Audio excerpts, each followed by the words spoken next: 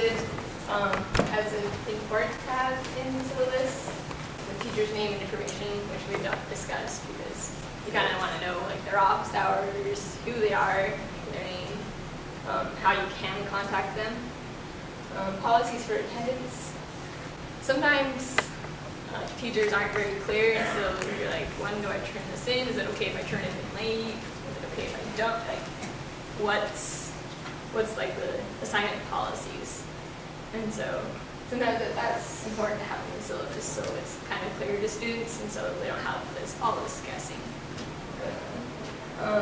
And then responsibilities of the student and the teacher. This can be just saying like the students are supposed to do this, and these are what's expected of them. And then my responsibility is to do this. And so it kind of shows like what the teacher will do and what the student will do. I don't know.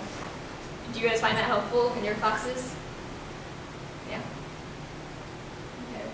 Okay. And then the type of assignments and when they're due. This could be just maybe kind of like just a schedule where it says like we're gonna do this and it's due this week. So, and the required supplies. That's kind of like which books are we needed. If it's a photography class, what do we need for that? If it's an art class, just like any supplies that you need for the course. And then the purpose of the class. So maybe from what you guys sound like, you just want like a brief description, like, okay, this is kind of what the class is about, but don't go on about it. And then the grading system, I usually think that's pretty good because then you kind of know how the teacher is going to grade you, so you know what to do to get a good grade. Or if you're a student that just wants to pass the class, what you need to do to pass the class. So here are just a couple of the syllabus functions. Some of them kind of go along with the long thing. In that book, it said long syllabuses are better because then it shows exactly what the teacher expects. But a lot of students don't rate them, and so maybe put that one online. And if the students want to know, maybe that'd be better. So the teacher can post it online, so the students can, if they want to know that stuff, they can go look online. But maybe just pass out like the briefest summary to the students.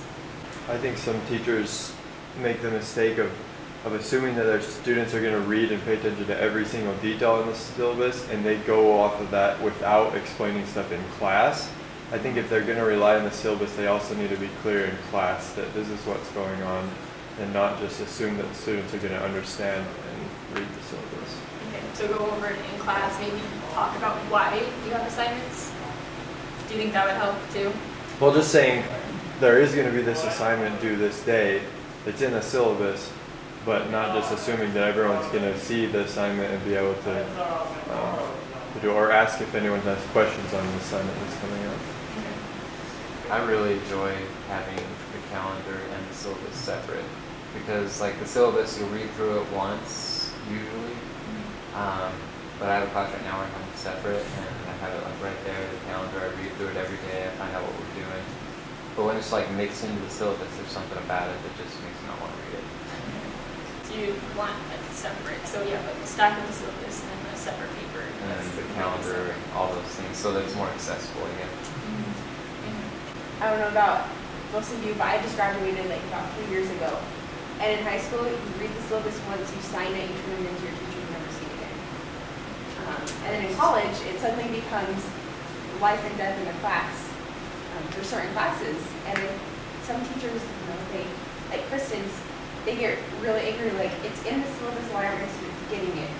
And I think there's that transition from, you're in this 10-10 class that's mainly made up of freshmen. They're probably not looking at the syllabus because they got it the first day and tossed it.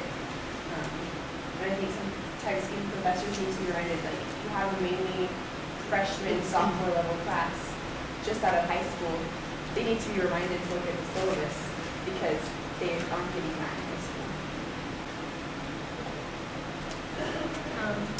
So I've also had classes where you show up to class and the teacher's like, hey, let's come up with your own syllabus.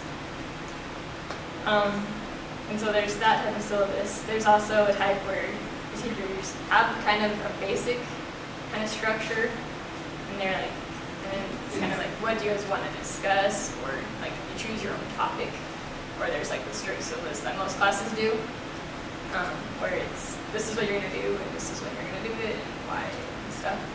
So would you guys rather come up with your own syllabus, or kind of have a little bit of control in it, but not like complete control? So it's kind of set up, but you kind of choose your topics. What do you guys, or do you like how it is? I think it might not be a bad idea to have different options where the students can choose, but just saying, okay, create your own syllabus. I've never had a good experience where teachers let the class decide what to study, or like it just hardly ever works out because either they don't want to work or they just don't know what they need to learn. And so if they have different subjects that say, is this more interesting than this, then we'll focus more on this and just touch a little bit on this one. I think that's more effective than giving them free range. So yeah, if you guys go into a class, just keep that in mind, because it could be the professor, like if the professor is having like the students feel like it's disorganized, it could be part of the syllabus, and it could be because they let them come up with it themselves, like the students came up with it themselves, and they didn't know what to expect, and so maybe make a suggestion to the teacher, like maybe we should go back over it, and you should maybe kind of give them a little bit more input instead of just saying, hey, what do you guys want to do?